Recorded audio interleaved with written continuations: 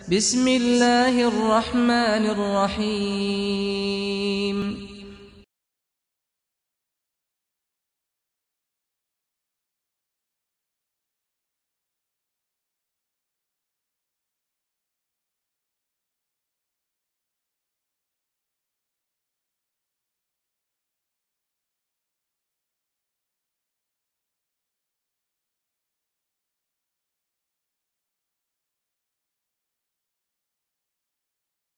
الحمد لله وحده والصلاة والسلام على من لا نبي بعده وأشهد أن لا إله إلا الله وحده لا شريك له وأشهد أن محمدًا عبده ورسوله أما بعد.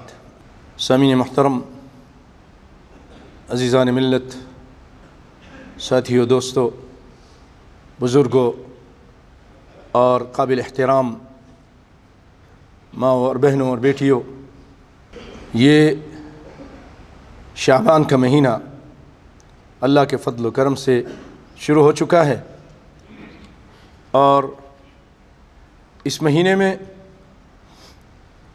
نبی کائنات صلی اللہ علیہ وسلم کی جو سنت، جو آپ کا طریقہ، جو آپ کی ہدایت، وہ کیا تھی، میں انشاءاللہ اس کو بیان کرنے کی کوشش کروں گا، اور ساتھ ہی ساتھ اس چیز سے بھی متنبہ کروں گا کہ جو لوگ اس مہینے میں نبی صلی اللہ علیہ وسلم کے طریقے سے ہٹ کر، آپ کی تعلیم سے ہٹ کر، قرآن و سنت کی تعلیم سے ہٹ کر، چاروں خلفاء اور ائمہ دین اور صحابہ کرام کی تعلیم سے ہٹ کر کچھ ایسے کام کرتے ہیں جس کو نہ قرآن نے بیان کیا، نہ نبی کی سنت نے بیان کیا، نہ چاروں خلیفہ نے، نہ چاروں امام نے، تو انشاءاللہ العزیز اس کا بھی بیان مقصود ہے، اس لیے کہ ہم ان بدعات سے بچ کے رہیں۔ کیوں کہ بدعت ایک بہت ہی قبیح معصیت اور گناہ ہے کہ جس کے بارے میں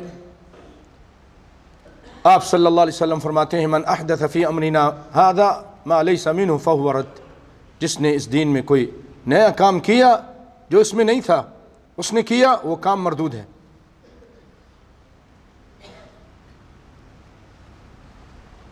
اور آپ صلی اللہ علیہ وسلم نے اسی لیے فرمایا، دیکھو دین میں نئے کام سے بچتے رہنا، کیونکہ دین میں ہر نیا کام گمراہی ہے، اور ہر گمراہی جہنم کی طرف لے جاتی ہے۔ اور جیسا کہ میں نے اس سے پہلے بھی کئی مرتبہ سنایا کہ آپ صلی اللہ علیہ وسلم نے ایک موقع پہ فرمایا تھا، لعن اللہ من احدى محدثا، کہ اللہ کی لعنت ہو اس آدمی پر جو کسی بدعتی کو، جو بہت بڑا بدعتی ہے اور بدعت کے کام کو لوگوں کے درمیان پھیلاتا ہے، رائج کرتا ہے، اس کی تعلیم دیتا ہے، اس آدمی کو جو شخص اپنے گھر میں جگہ دے اس پہ لعنت ہے۔ تو اسی لیے بدعات سے ہم نے بچنا ہے تاکہ ہم اللہ کے یہاں مجرم نہ بنیں۔ بھائیو، کائنات کے امام صلی اللہ علیہ وسلم اس مہینے میں کیا کرتے تھے؟ آپ کے ایک بہت پیارے صحابی ہیں، اسامہ بن زید رضی اللہ تعالی عنہ، مشہور صحابی ہیں۔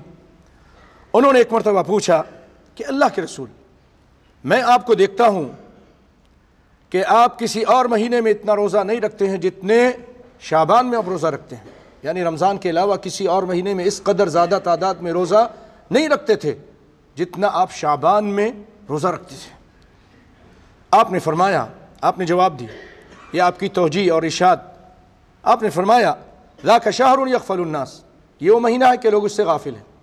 کیسے غافل ہیں؟ رجب کا مہینہ محرم کا مہینہ تھا، حرمت والا مہینہ تھا، رجب حرمت والا مہینہ، اور اس کے بعد پھر شعبان اور رمضان کا مہینہ، روزے کا مہینہ۔ تو حرمت کے مہینے میں لوگ روزہ رکھتے تھے، نیکیاں کرتے تھے کہ حرمت کا مہینہ ہے، اور پھر اس کے بعد شعبان، رمضان میں بھی روزہ وغیرہ رکھیں گے، تو اس دوران روزے کے بعد پھر اس مہینے میں سست ہو جاتے تھوڑا کہ چلو رمضان آ رہا ہے پھر رکھیں گے۔ تو آپ نے فرمایا میں اس لیے اس میں روزہ رکھتا ہوں کہ اس سے لوگ غافل ہیں. بین رجب و رمضان، جو رجب اور رمضان کے درمیان ہے وہ کون سا ہے؟ شعبان. یہ وہ مہینہ ہے ترفع فیہ الاعمال، اس میں اعمال رب العالمین کے سامنے پیش کیے جاتے ہیں. آپ کی رپورٹ پیش کی جاتی ہے، سالانہ رپورٹ اس مہینے میں اللہ کے سامنے. اور اس کے علاوہ بھی جو اور دن ہیں میں انشاءاللہ اس کو آگے چل کے بیان کروں گا، اور کون کون سے دنوں میں اللہ کے سامنے ہمارے اعمال پیش کیے جاتے ہیں. تو آپ نے فرمایا کہ میں یہ چاہتا ہوں، میں یہ پسند کرتا ہوں ان یرفع عملی وانا صائم، کہ جب میرے اعمال رب العالمین کے سامنے پیش کیے جائیں تو میں اس وقت روزے سے ہوں. ہم شعبان میں پیش کیے جائیں گے تو میں چاہتا ہوں کہ اس وقت میرے اعمال جب پیش کیے جائیں تو میں روزے سے ہوں. اس کو امام نسائی نے اپنی سنن میں بیان کیا.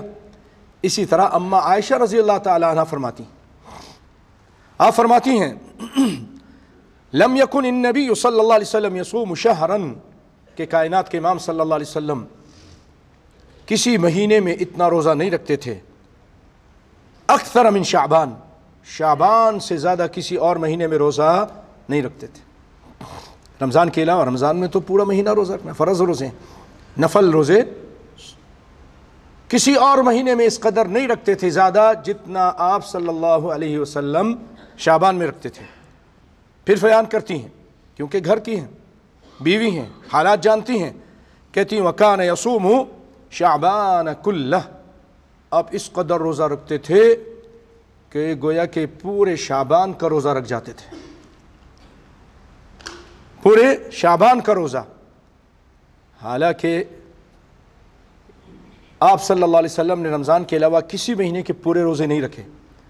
یہاں اماں عائشہ نے جو کچھ کہا ہے اس کے بارے میں، اور یہ روایت بخاری کی ہے، اور ابن مبارک اس کی تشریح کرتے ہوئے فرماتے ہیں، محدث ہیں بہت بڑے، وہ کہتے ہیں وجائز فی کلام العرب اذا صام اکثر الشہر یقال صام الشہر کلہ. عربی لغت میں، عربی زبان میں، عرب کے یہاں یہ بات جائز تھی، اگر کوئی شخص مہینے کے اکثر حصے میں کوئی کام کرتا ہے، مثلا 25 دن 26 دن تک اگر کام کرتا ہے تو اس کو کہتے ہیں کہ اس نے پورا مہینہ یہ کام کیا. 2-3 دن چھوڑ دیے، اور نبی صلی اللہ علیہ وسلم 2-3 دن چھوڑ دیا کرتے تھے شعبان میں. تو اماں عائشہ نے اسی کو یہ کہا کہ آپ نے پورا شعبان کا روزہ رکھا. تو کلام عرب میں یہ چیز جائز ہے. قال ابن المبارک وجائز فی کلام العرب اذا صام اکثر شہر، اگر وہ پورے مہینے کے زیادہ دن روزے رکھے تو یقال صام الشہر کلہ، تو کہا جاتا ہے کہ اس نے پورے روزے رکھے. اور بھائیو اسی مہینے میں 15 شعبان بھی ہے، 15 تاریخ ہے، اور اس کے بارے میں کائنات کے امام کیا فرماتے ہیں وہ بھی سنیں. دیکھیں جو چیز صحیح ہے، صحیح حدیث سے ثابت ہے، ہم بیان کریں گے انشاءاللہ. ہمارے پر حق ہے، نہیں بیان کریں گے تو اللہ کے یہاں پوچھے جائیں گے، اور اللہ تعالیٰ ایسے لوگوں کے منہ میں لگام ڈالے گا جو حق کو چھپاتے تھے، نہیں بیان کرتے تھے. اللہ سے دعا اللہ تعالیٰ ان لوگوں میں سے ہمیں نہ کرے، مجھے بھی اور آپ کو بھی، کیوں آپ کے بھی حق معلوم ہے اور آپ نہیں پہنچائیں گے. جہاں موقع ہے وہاں اس کی بات نہیں کریں گے تو قیامت کے دن یہ شخص اخرس ہے، شیطان ہے، یہ گونگا شیطان ہے. آپ دیکھ رہے ہیں بدعت ہو رہی ہے، کوئی شرک ہو رہا ہے، کوئی اور غلط کام ہو رہا ہے، اور آپ خاموش ہیں، آپ اس کی اصلاح کی کوشش نہیں کرتے. کسی طرح سے بھی حکمت اختیار کیجئے، اس وقت نہیں تو بعد میں، کسی اور طریقے سے کوئی بھی آپ حرکت نہیں کرتے تو اسلام نے ایسے آدمی کو گونگا شیطان کہا ہے. تو اللہ تعالیٰ مجھے بھی اور آپ کو بھی بچا کے رکھے، بولے آمین. سیدنا موسیٰ عشری رضی اللہ تعالیٰ عنہ وہ روایت کرتے ہیں نبی صلی اللہ علیہ وسلم سے کہ آپ صلی اللہ علیہ وسلم فرمایا ان اللہ لا يطلع فی لیلۃ النصف من شعبان، اللہ تعالیٰ جب 15ویں شب ہوتی ہے شعبان کی 15ویں شب، اللہ تعالیٰ اپنی مخلوق پر اپنے بندوں پر مطلع فرماتا ہے، ان کو دیکھتا ہے، سب کو دیکھتا ہے، اور فَيَغْفِرُ لِجَمِيعِ خَلْقِهِ، پھر ساری مخلوق کو معاف کرتا ہے، سب کو معاف کر دیتا ہے. لِجَمِيعِ خَلْقِهِ، لیکن دو آدمی ان کو نہیں معاف کرتا. دو آدمی کون سے ہیں بیان کرتا ہوں.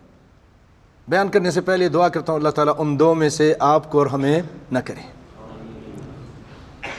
کون ہے وہ؟ غور سے سنیے تاکہ ہم اس سے بچیں. کون سے بدبخت ہیں وہ کہ اللہ تعالیٰ اس رات سب کو معاف کر رہا ہے، لیکن دو بدبخت شقی ایسے ہیں کہ اللہ تعالیٰ ان کو نہیں معاف کرے گا. فرمایا الا لمشرکن، جو شرک کرنے والا بندہ ہے، اللہ کے ذات میں، اس کی صفات میں، اس کی عبادت میں شریک کرتا ہے دوسروں کو. اللہ کی صفات جیسا دوسروں میں صفات مانتا ہے کہ اللہ تعالیٰ عالم الغیب ہے، فلاں بندے بھی علم غیب رکھتے ہیں، یہ اللہ کی صفت ہے. عبادت میں اللہ مدد فرما یا اللہ، تو کہتے ہیں یا غوث آپ بھی مدد فرمائیں. کہتے ہیں نا، کتنے لوگ کہتے ہیں یا غوث المدد، یا فلاں المدد، یا جیلانی، یا بدوی، یا حجویری، یا فلانی و فلانی، یا رسول اللہ ادرکنی کہتے ہیں، اغثنی کہتے ہیں، بھر دے جھولی میری یا محمد کہتے ہیں. کہتے کہ نہیں کہتے؟ جو اس طرح کے عقیدے رکھتے ہیں اور اس طرح کے فعل کرتے ہیں، اس 15ویں شب میں بھی اللہ رب العالمین جب کہ ان کے پر نظر کرم فرماتے ہیں، اللہ تعالیٰ اس بدبخت کو نہیں معاف کریں گے. اگر بخشش چاہتے ہو بھائیو، آج سے توبہ کر لو کہ اللہ جو کچھ ہوا تو معاف کر دے، آئندہ نہیں کریں گے، شرک نہیں کریں گے. کیوں اللہ تعالیٰ فرماتے ہیں شرک کے بارے میں ان اللہ لا یغفر ان یشرک بہ ویغفر ما دون ذلک لمن یشاء، کہ اللہ کے ساتھ شرک کیا جائے اللہ تعالیٰ اس کو کبھی نہیں معاف کرے گا، اس کے علاوہ جتنے گناہ چاہے گا تو معاف کر دے گا. ایک جگہ فرمایا اللہ تعالیٰ نے سورہ حج میں وَمَن يُشْرِكْ بِاللَّهِ فَكَأَنَّمَا خَرَّ مِنَ السَّمَاءِ فَتَخْطَفُهُ الطَّيْرُ أَوْ تَهْوِي بِهِ الرِّيحُ فِي مَكَانٍ سَحِيقٍ. جو شرک کرتا ہے فَكَأَنَّمَا خَرَّ مِنَ السَّمَاءِ، شرک کرنے کے بعد پہلے ایمان کی وجہ سے، شرک نہ کرنے کی وجہ سے ایسا ہے جیسے بہت بلند ہے، آسمان کی بلندیوں پر ہے. شرک کرنے کی وجہ سے وہ آسمان کی بلندی سے زمین میں گر جاتا ہے، کسی گھاٹی میں گر جاتا ہے. فَتَخْطَفُهُ الطَّيْرُ أَوْ تَهْوِي بِهِ الرِّيحُ فِي مَكَانٍ سَحِيقٍ، اس کو یا تو پرندے اچک لیتے ہیں یا ہوا اس کو کسی دور دراز مکان میں گرا دیتی ہے. اور ایسے آدمی کا مقدر کیا بنتا ہے جس کو ہوا دور پھینک دے، پرندے نوچ کے کھا لیں؟ ہلاکت ہے نا، تباہی بربادی ہے نا. شرک کرنے والے کی بھی مقدر ہلاکت و تباہی و بربادی، ذلت اور رسوائی ہے. شرک اللہ کی ذات میں، جو اکیلا ہے، جو تم کو کھلاتا پلاتا ہے، اس کے ساتھ دوسروں کو شریک کرو، اور اس جیسے بندوں کو، عباد امثالکم، وہ تمہاری طرح کے بندے ہیں، ان کو پکارتے ہو، شرک کرتے ہو. آپ صلی اللہ علیہ وسلم سے پوچھا گیا اے کائنات کے امام یہ بتائیے ای الذنب اعظم، سب سے عظیم گناہ کون سا ہے؟ آپ بتائیے کون سا گناہ ہے؟ کیا زنا کرنا، چوری کرنا، سود کھانا، قتل کرنا؟ یہ بڑے بڑے گناہ ہیں، کبیرہ گناہ ہے. آپ نے فرمایا ان تجعل للہ ندا وهو خلقک، کہ تم اللہ کے ساتھ کسی کو شریک کرو جبکہ اس اللہ نے تم کو پیدا کیا ہے. جس نے تم کو پیدا کیا، کھلایا پلایا، ماں کے پیٹ میں تم کو کھلایا، دنیا میں آنے کے بعد تمہارے کھانے کا انتظام کیا، تم کو عقل و خرد عطا کی، پاگل نہیں بنایا ہے، تم کو ہاتھ پاؤں دیے، سب کچھ دیا، اور اس کے بعد پھر اسی کے ذات میں شریک کرتے ہو. یہ نمک حرامی نہیں تو اور کیا ہے؟ ایک جانور بھی آپ اس کو لے آئیے، ایک جانور، اس کو آپ کچھ دن کھلائیں پلائیں، وہ آپ پر نہیں بھونکے گا، وہ آپ کی وفاداری کرے گا، آپ کے پیچھے آئے گا، آپ تھوڑا سا اس کو ڈانٹیں گے پیچھے چلے جائے گا. ہم انسان ہو کر جس کا کھاتے ہیں گاتے کسی اور کا، وہ بھی بندوں کا.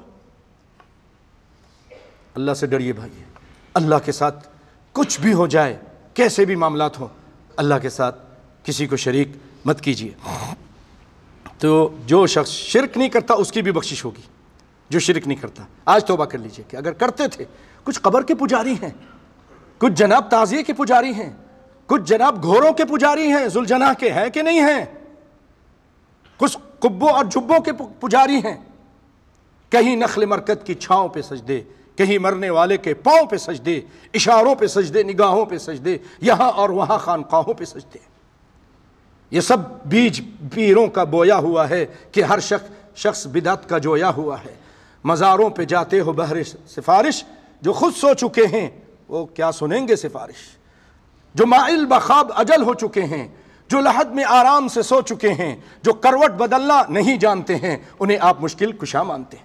یہ ہمارا حال ہے کہ جو کروٹ نہیں بدل سکتے، جو مر جائیں، مرنے سے پہلے بابا تھا، ایک نیک صالح آدمی تھا، مانتے ہیں، ٹھیک ہے، اب مر گیا بھائیو، اس کی اتنی طاقت نہیں کہ وہ خود نہا سکے۔ نہا سکتا ہے؟ بابے کو کون نہلاتا ہے؟ آپ لوگ نہلاتے ہیں، انسان نہلاتے ہیں جو زندہ ہے۔ اگر وہ زندہ ہو اور طاقتور ہو اور مختار کل ہو، مرنے کے بعد مختار کل بن جاتا ہے۔ ہماری عقلوں پہ کیسے پردے پڑ گئے ہیں، کیسے پتھر پڑ گئے ہیں۔ جو ابھی مرنے کے بعد دنیا میں ہے، اس کی لاش، وہ اپنا استنجا نہیں کر سکتا، دوسرے لوگ استنجا کراتے ہیں، اس کے کپڑے بدلتے ہیں۔ اچھا جی، اب اس کو نہلا دیا، سب کچھ کر دیا، خود چل کے مسجد چلے جائے گا، مسجد بھی خود نہیں چل کے جا سکتا، لوگ کے کندھے پر جاتا ہے۔ قبر میں اتر جائے گا، وہ بھی نہیں اتر سکتا، لوگ اتارتے ہیں۔ اچھا، اب اس کے بعد جب مٹی ڈال دی، اب داتا دے دو، آپ مشکل کچھ، ارے ابھی تو یہ تمہارے محتاج تھا، اب تم اس کے محتاج بن گئے ہو، کیا ہو گیا ہے؟ کافروں سے بھی بدتر شرک۔ وہ بتوں کو پوچھتے تھے، وہ کھڑے بتوں کو پوچھتے تھے، ہم لیٹے بتوں کو پوج رہے ہیں، بت بنائے ہوئے ہیں۔ اللہ سے ڈرو بھائیو، شرک کو کلی طور پر چھوڑ دو۔ اسی شرک کو مٹانے کے لیے سارے انبیاء علیہ السلام کو اللہ تعالیٰ نے بھیجا۔ قرآن میں فرمایا وَمَا أَرْسَلْنَا مِن قَبْلِكَ مِن رَّسُولٍ إِلَّا نُوحِي إِلَيْهِ أَنَّهُ لَا إِلَٰهَ إِلَّا أَنَا فَاعْبُدُونِ۔ سورۃ انبیاء۔ ہم نے آپ سے پہلے جتنے نبیوں کو بھیجا، ان کا کام، ان کی دعوت، ان کا مشن یہی تھا کہ لوگوں، انہ لا الہ الا انا فاعبدون، کہ اللہ کے علاوہ کوئی الہ، کوئی معبود نہیں مگر میں ہوں، میں ہی یعنی اللہ، اسی کی پوجا کرو، اسی میری پوجا کرو، کسی اور کی پوجا مت کرو۔ تو جو شخص اللہ کے ساتھ شرک کرتا ہے، اللہ تعالیٰ اس کی بھی بخشش نہیں فرمائیں گے اس رات میں بھی، جبکہ معافی عام ہے۔ اور دوسرا شخص کون ہے بھائیو؟ وہ ہے جس کے دل یہ اگر صحیح ہے تو سارا جسم صحیح ہے، آپ نے فرمایا، اگر یہ خراب ہے تو سارا جسم خراب ہے۔ دل کے اندر لوگوں کے لیے، اپنے بھائیوں کے لیے، اپنی بہنوں کے لیے، اپنے عزیز اقارب کے لیے، اپنے مسلمان بھائیوں کے لیے حسد اور بغض ہے۔ بعض لوگوں کے لیے، بعض لوگوں کے دلوں میں مولویوں کے خلاف اور جو حق بیان کرتے ہیں، قرآن و سنت بیان کرتے، بڑا حسد ہوتا ہے، ان کے بس نہیں چلتا کہ وہ کیا کچھ کر دیں۔ حق سنتے ہیں، جب توحید کی آیتیں سنتے ہیں تو بڑے پریشان ہوتے ہیں، بڑے یہ چیں بچیں ہوتے ہیں، یہ کیا بیان کر رہا ہے۔ وَإِذَا ذُكِرَ اللَّهُ وَحْدَهُ اشْمَأَزَّتْ قُلُوبُ الَّذِينَ لَا يُؤْمِنُونَ بِالْآخِرَةِ وَإِذَا ذُكِرَ الَّذِينَ مِن دُونِهِ إِذَا هُمْ يَسْتَبْشِرُونَ۔ جب اللہ اکیلے کا ذکر ہوتا ہے، ان کے چہرے کالے ہو جاتے ہیں، دل تنگ ہو جاتے ہیں، یہ کیا کر رہا ہے، یہ کیوں غیر اللہ کی مذمت کر رہا ہے۔ اور جب غیر اللہ کے ذکر ہوتا ہے، کوئی آ کے ان کے سامنے ان کی طرح بدعتی اور مشرک عالم، اور ان کے سامنے وہ اپنے غیر اللہ کی پوجا کا ذکر کرے تو بڑے خوش ہوتے ہیں، بانچیں کھل جاتی ہیں، بڑے چہرے پہ خوشیاں کی لہریں دوڑتی ہیں۔ کیوں؟ اللہ نے فرمایا یہ ایسے بدبخت ہیں، اللہ کا ذکر سن کے ان کے دل تنگ ہوتے ہیں، غیر اللہ کا ذکر سن کے ان کے دل خوش ہوتے ہیں۔ آپ ان میں سے نہ بنیں، آپ نہ بنیں ان میں سے۔ آپ کو اللہ کا ذکر، جس نے آپ کو پیدا کیا ہے، والذین آمنوا اشد حبا للہ، جو ایمان والے ہوتے ہیں صحیح معنوں میں، وہ اللہ سے سب سے زیادہ محبت کرتے ہیں، سب چیز سے، ماں باپ سے زیادہ، دوست احباب سے زیادہ، نبیوں، ولیوں، پیروں، فقیروں، ہر ایک سے زیادہ بڑھ کر اللہ سے محبت کرتے ہیں۔ سب سے بڑھ کر دل میں اگر محبت ہو آپ کے، کس کی ہو؟ اللہ کی. کس کی ہو؟ پھر اس کے بعد رسول اللہ کی صلی اللہ علیہ وسلم. تو بھائیو یہ دو آدمی ایسے ہیں، انشاءاللہ العزیز آگے چل کے ان کی باتیں اور بھی اور احادیث سے بھی بیان کریں گے. ابھی یہ بھی بیان کرتا چلوں کہ اس مہینے میں کچھ بدعات ہوتی ہیں. مثلا ایک نماز پڑھتے ہیں اور اس کا نام ہے صلاۃ البراءہ. یہ نماز 15ویں شب کو یہ لوگ 100 نماز پڑھتے ہیں، 100 رکعت پڑھتے ہیں. 15ویں شب کو 100 رکعت پڑھتے ہیں اور ہر رکعت میں اس کو صلاۃ الفیہ بھی کہتے ہیں. اس کو صلاۃ الفیہ یعنی ہزاری کیوں کہتے ہیں؟ اس لیے کہ ہر رکعت میں سورۃ الفاتحہ کے بعد، یعنی ہر رکعت میں جب سورہ فاتحہ پڑھیں گے تو 100 سورہ فاتحہ ہو گئی، اور سورہ فاتحہ کے ساتھ 10 مرتبہ قل هو اللہ احد پڑھتے ہیں. 10 کو آپ 100 سے ضرب دیں کتنا ہوگا؟ 1000 ہوگا نا. تو 1000 مرتبہ کیونکہ قل هو اللہ احد پڑھتے ہیں اس لیے اس کا نام صلاۃ الفیہ پڑ گیا ہے. اور یہ 15ویں شب کو یہ بدعت کرتے ہیں جو رسول اللہ سے، قرآن سے اور رسول اللہ سے ثابت نہیں، آپ کی سنت سے ثابت نہیں، صحابہ سے ثابت نہیں. یہ بہت بات کی بدعت ہے. جیسا کہ امام عبد الغنی المقدسی رحمہ اللہ یہ فرماتے ہیں کہ سب سے پہلے بدعت یہ 448 میں ہجری میں 448 448 ہجری میں بیت المقدس میں ایک شخص آیا، نابلس کا تھا، نابلسی، اور اس کا نام تھا ابن ابی حمیرہ. اس کا نام تھا، اس کے نام سے مشہور تھا ابن ابی حمیرہ. یہ بڑی پیاری آواز تھی اس کی، اچھی آواز میں قرآن پڑھتا تھا. اس نے 15ویں شب میں بیت المقدس کے اندر وہاں پر اس نے نماز پڑھانی شروع کر دی. خود ہی پڑھ رہا تھا، اس کے پیچھے پھر آواز اچھی تھی، 1-2 آدمی آ کے کھڑے ہو گئے. دوسری رات اور بھی لوگ کھڑے ہو گئے. 15ویں شب کو بہت زیادہ لوگ تھے. تو اس نے یہ بدعت شروع کی. یہ بدعت اس شخص نے شروع کی 448 سال کے بعد آپ کی ہجرت کے. تو یہ بدعت ہی ہوئی نا، نبی صلی اللہ علیہ وسلم سے تو نہیں کیا، آپ کے زمانے میں نہیں تھی. اور اس وقت کے بہت سارے علماء نے اس پر تنکیر کی اور اس سے لوگوں کو منع کیا، جن میں عطا ابن ابی ملیکہ اور امام مالک کے جو شاگرد وغیرہ اور دیگر صحابہ تھے، ان کے ساتھی تھے اصحاب مالک، ان سب نے اس کو بدعت کہا اور اس سے منع کیا. اسی طرح بھائیوں 6 رکعت نماز پڑھتے ہیں اس رات میں، 6 رکعت اور نماز پڑھتے ہیں. صلاۃ 6 رکعت بنیت دفع البلاء وطول العمر، اس لیے کہ بلائیں دور ہوں گی اور عمر میں زیادتی ہوگی. اسی طرح سورۃ یاسین کی تلاوت کرتے ہیں اور اس میں خاص الفاظ کے ساتھ دعا کرتے ہیں کہ یا ذا المن ولا یمن علیہ یا ذا الجلال والاکرام. یہ الفاظ بنائے ہوئے ہیں، رسول اللہ سے ثابت نہیں. یہ کہنے کے بعد دعائیں کرتے ہیں. اور بھائیو اس میں ایک یہ بھی اعتقاد رکھتے ہیں کہ جو 15ویں شب ہے شعبان کی، اس رات اللہ تعالیٰ نے قرآن نازل کیا ہے. قرآن اسی رات نازل ہوا ہے، اس کی ابتدا اسی رات ہوئی ہے، اور یہ لیلۃ القدر ہے. لیلۃ القدر جیسی اس کو سمجھتے ہیں.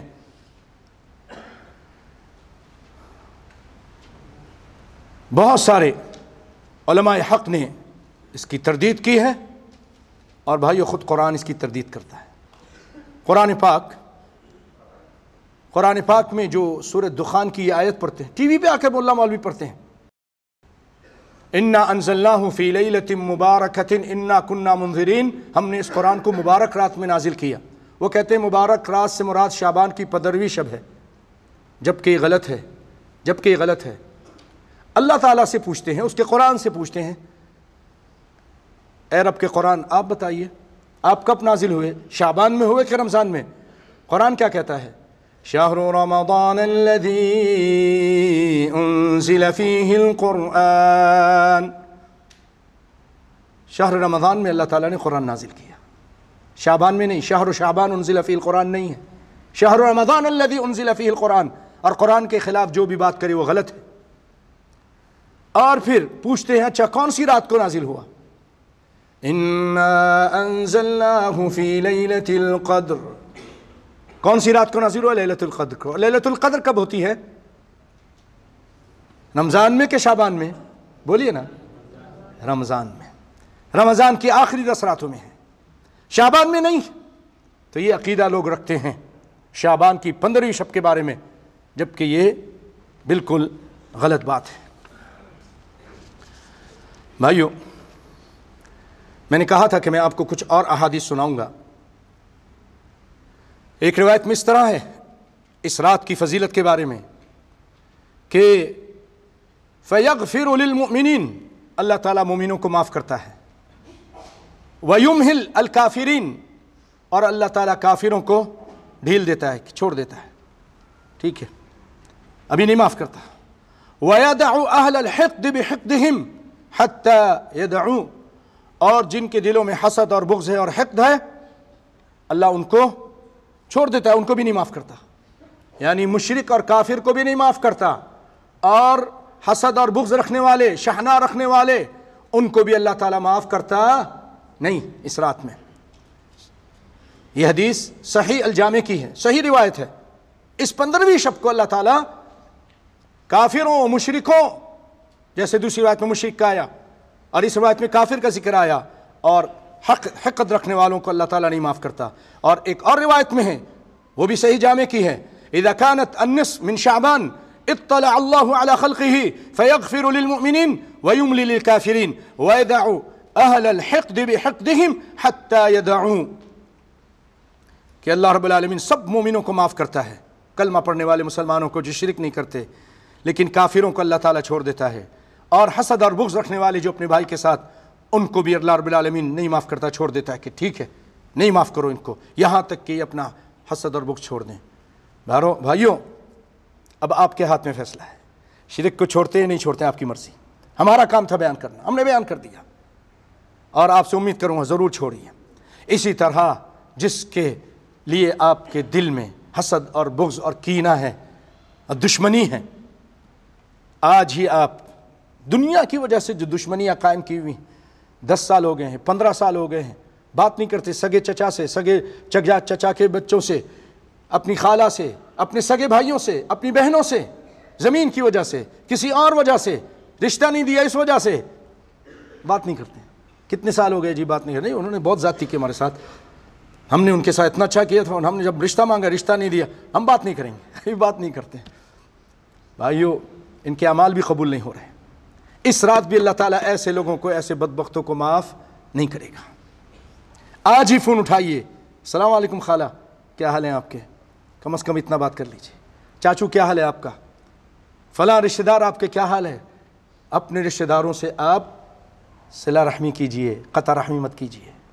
اللہ تعالیٰ قرآن پاک میں فرماتے ہیں فَهَلْ عَصَيْتُمْ إِن تَوَلَّيْتُمْ أَن تُفْسِدُوا فِي الْأَرْضِ وَتُقَطِّعُوا أَرْحَامَكُمْ أُولَئِكَ الَّذِينَ لَعَنَهُمُ اللَّهُ فَأَصَمَّهُمْ وَأَعْمَى أَبْصَارَهُمْ، جو قطع رحمی کرتے ہیں اللہ نے ان پہ لعنت کی ہے۔ آپ چاہیں گے کہ اللہ آپ پہ لعنت کرے؟ اللہ قرآن پاک میں فرماتا ہے وَمَن يَلْعَنِ اللَّهُ فَلَن تَجِدَ لَهُ نَصِيرًا، جس پہ اللہ تعالیٰ لعنت کر دے، ملعون بنا دے، اس کا کوئی مددگار نہیں، ہر جگہ سے ذلیل و خوار ہوگا، دنیا میں بھی اور آخرت میں بھی ملعون ہے۔ اور جو قطع رحمی کرتے ہیں، اپنے رشتہ داروں سے ملتے جلتے نہیں، بات نہیں کرتے، تو یہ ملعون لوگ ہیں۔ وہ تقطعوا ارحامکم، اپنے رشتہ داری کو کاٹتے ہیں، نہیں ملتے ہیں۔ اولئک الذین لعنہم اللہ، یہ لوگ ہیں، اولئک یہ لوگ، لعنہم اللہ، اللہ نے لعنت کی ہے۔ اتنی تو عربی آپ کو بھی معلوم ہوگی نا، سمجھ میں آ رہی ہے کہ نہیں آ رہی؟ قرآن پاک ہے، لعنہم اللہ، ان پہ اللہ نے لعنت کی ہے۔ اب برداشت کریں گے؟ آج ہی توبہ کیجئے، آج ہی ملاقات کیجئے، اگر دوسرے ملک میں فون کیجئے، تاکہ ان دنوں میں اللہ کی رحمت سمیٹ لیں، بخشش ہو جائے۔ آپ دیکھیں پھر آپ کو اطمینان کتنا ملے۔ ورنہ کیا ہوتا ہے جب دلوں میں اس طرح کے بیر ہوتے ہیں، حسد بغض، ہر وقت آگ میں جلتے رہتے ہیں، وہ ہو گیا اس کی خوشی پہ کرتے رہتے ہیں کچھ اور بس ہر وقت۔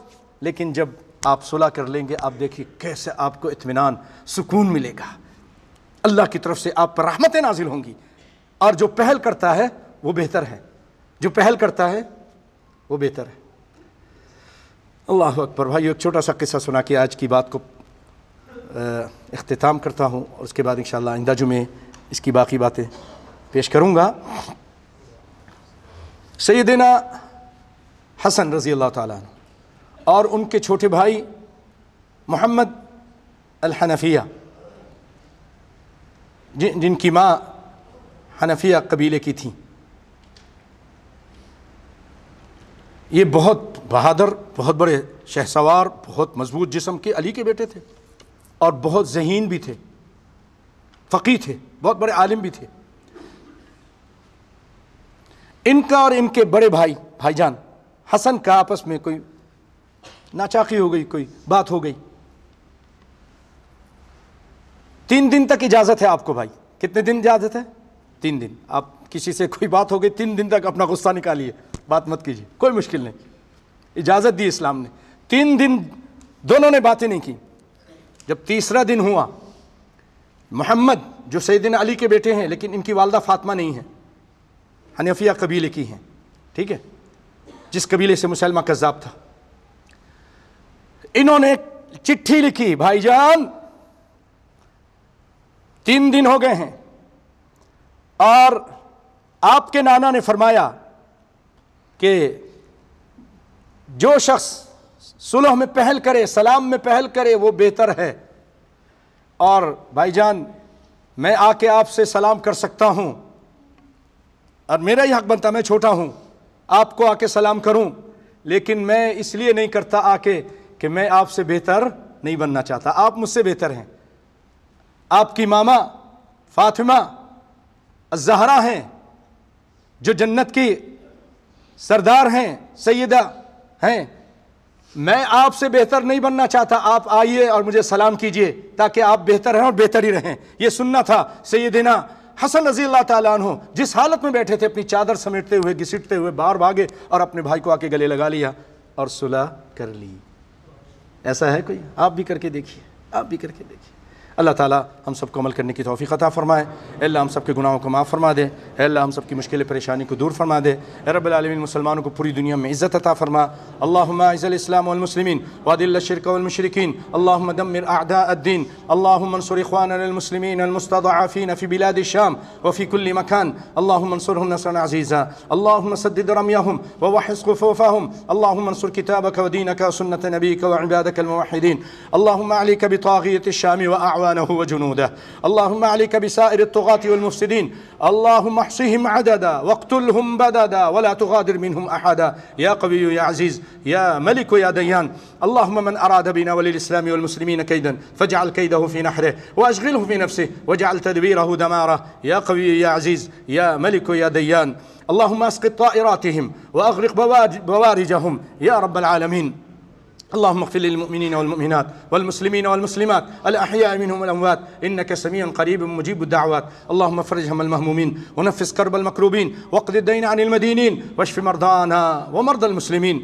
اللهم إنا نسألك الجنة، اللهم إنا نسألك الجنة وما قرب إليها من قول أو عمل، ونعوذ بك من النار وما قرب إليها من قول أو عمل، ربنا هب لنا من أزواجنا وذرياتنا قرة أعين وجعلنا للمتقين إماما، اللهم إنا نعوذ بك من خزي الدنيا وعذاب الآخرة، ربنا آتنا في الدنيا حسنة وفي الآخرة حسنة وقنا عذاب النار، عباد الله إن الله يأمر بالعدل والإحسان وإيتاء ذي القربى وينهى عن الفحشاء والمنكر والبغي يعظكم لعلكم تذكرون، اذكروا الله يذكركم ولذكر الله أكبر، وأقم الصلاة.